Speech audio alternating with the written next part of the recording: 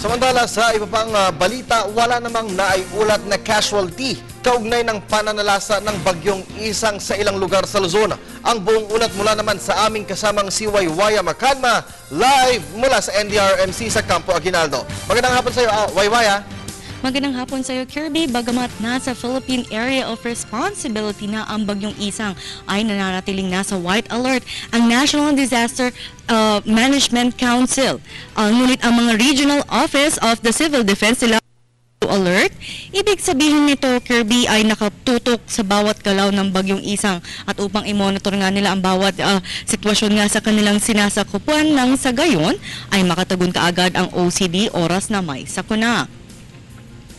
Ayon nga kay Major Reynaldo Balido, ang tagapagsalita ng NDRRMC, sa ngayon ay wala pang naiulat na casualty simula pa kahapon nang makaranas ang Metro Manila at ilang kalapit probinsya ng malakas na ulan mula pa kagabi at hanggang kanina umaga. Kaya naman hindi pa pinahihintulutan ng mga otoridad na pumalaot ang mga mangingisda upang maiwasan ang anumang sakuna at makamit ang ahensya ng zero casualty sa tuwing may bagyo.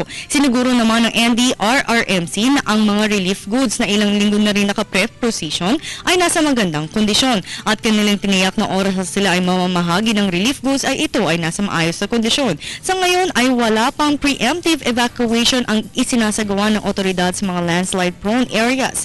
Pero kanilang pinaalalahanan ng ang mga residente na maging maingat. Gayon din sa mga residenteng nakatira sa mga mabababang lugar sa posibilidad na floods. Narito ang bahagi ng aming panayam kay Major Reynaldo Balido, ang tagapagsalita ng NDRRMC. Pero sir, yun sa mga probinsya? Probinsya yung ating region sa extreme northern Luzon, although wala namang masyadong epekto, nag-raise pa rin sila ng blue alert status. Para not red? Hindi. Blue alert para lang sa readiness nila. Region 1, Region 2 at saka yung Cordillera.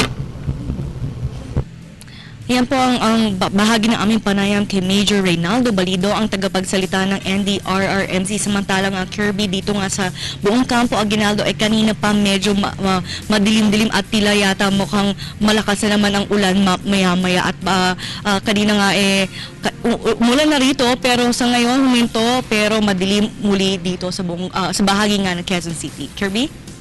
Alright, maraming salamat sa iyo, Waywaya Macalma, at ingat kayo dyan sa Campo Aguinaldo.